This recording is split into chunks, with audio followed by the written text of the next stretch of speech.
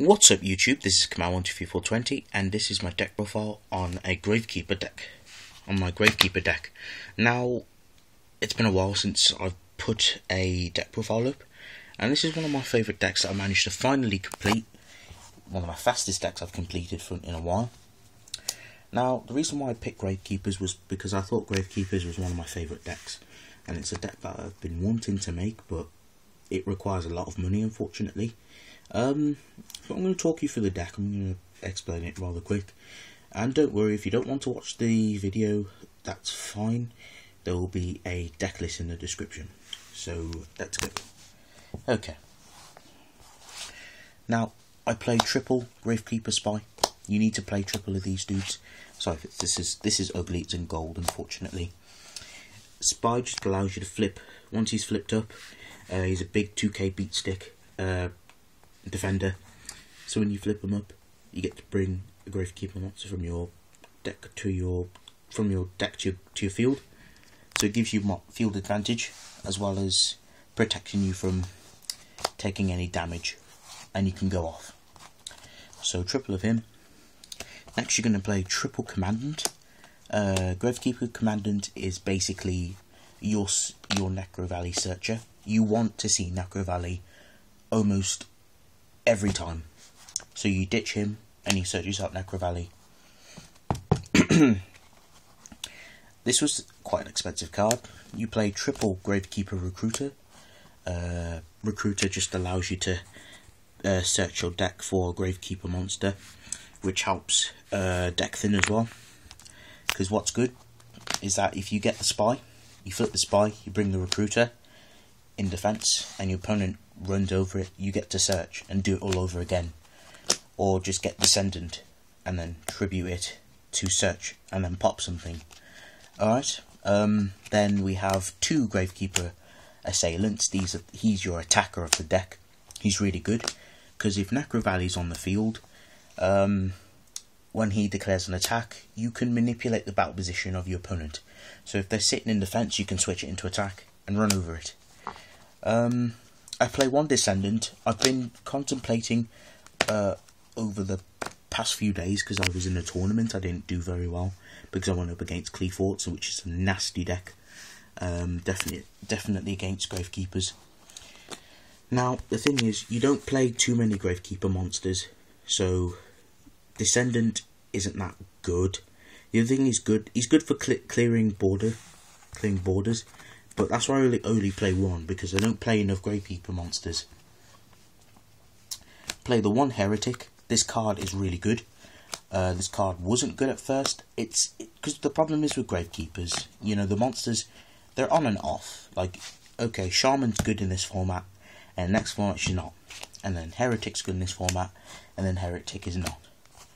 Heretic is good because when necrovalley's on the field, he's literally unaffected by all other card effects as long as necrovalley's on the field. So you could just keep poking over your opponent once they have like 5 back row in style. And then the last Gravekeeper monster I play is one Gravekeeper nobleman. She's very helpful, but she's like your 4th Gravekeeper spy, because when she's destroyed by your opponent's monster and sent to the graveyard, you get to special summon any Gravekeeper monster from your deck in face down defense position. Mainly you want to set the spy. So that's it for the Gravekeeper monsters. The other monsters we play, I play one melefic stardust and then one cyber end. I might find room for a second one, because this can get over Clee towers. Because once your opponent gets Cleefort towers out, there's no outs to it. The only out is your cyber end. And the melefic stardust is just there to protect your necrovalley. Alright, that's it for monsters. Spells, we play triple necrovalley. Necrovalley shuts down a lot of decks, it shuts down your vanities, and just gives you a lot of edge. What I like about necrovalley is that it just makes your opponent play at your pace. So this deck is very advantaged, very let's say this deck's very controlling, so it takes control of the match in that sense. I play triple upstart goblin. You want to deck thin, and again, you want to seed necrovalley as much as you can, as well as your other Gravekeeper monsters. I play 2 steels because if your Gravekeepers are in grave and you don't really have anything else to work with, you need the steels to search them back.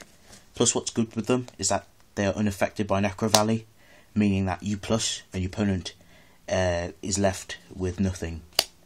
I play 2 dualities. I don't like 3.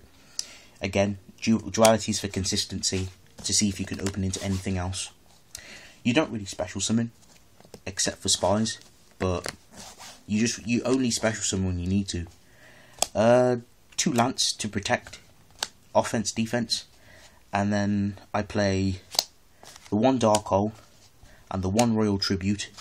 I royal tributed a light sworn player, and it was game for them. This deck completely mows over decks like light sworns, anything that likes to mill or banish from grave. So I remember because I was going up against my mate Josh, and he was playing light sworns, and he had a handful of monsters, and he couldn't banish anything. So I just played royal tribute, and I had loads of spells in hand, and he ditched everything. So that's it for the spells. Traps, I know I play 1, not 2. I play 3 Imperial Tombs of Necrovalley. Now hear me out. Yes, this card is cloggy. I've actually found this card not to be. I don't open it a lot actually, which is quite funny. This card is very important. This card stops your opponent completely. You want to see this card a lot. If you draw this, Necrovalley, and another monster, you're set. Because I usually, if you draw like Gravekeeper Recruiter, you summon Recruiter, you set Imperial Tombs and activate Necrovalley, and your opponent will then have to recalculate their strategy if they don't know what you have. And I run 3 because when I went up against Cleese, you don't want them to get Scout on board, so this says no to Scout. I play 2 Fiendish Chains. I'd recommend 3. 1 Mirror Force, 1 Vanities, 1 Solemn Warning, 1 Bottomless, and 1 Torrential. That's all the traps I play. Okay, now for the extra deck. This is a melefic. This is a Cyber Dragon. Sorry, I had to proxy it. I can't find mine. 1 Stardust. So that's it for the synchros.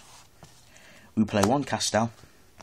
We play 1 Gagaga Cowboy, 1 Blackship, 1 Diamond Dyer, 1 Master Key Beetle to protect your Necrovalley, 1 Abyss Dweller, 1 Downerd Magician, 1 Gagaga Swordsman, Gagaga Samurai, 1 Silent Honor Arc, 1 Nightmare Shark, and 1 Acid Golem of Destruction.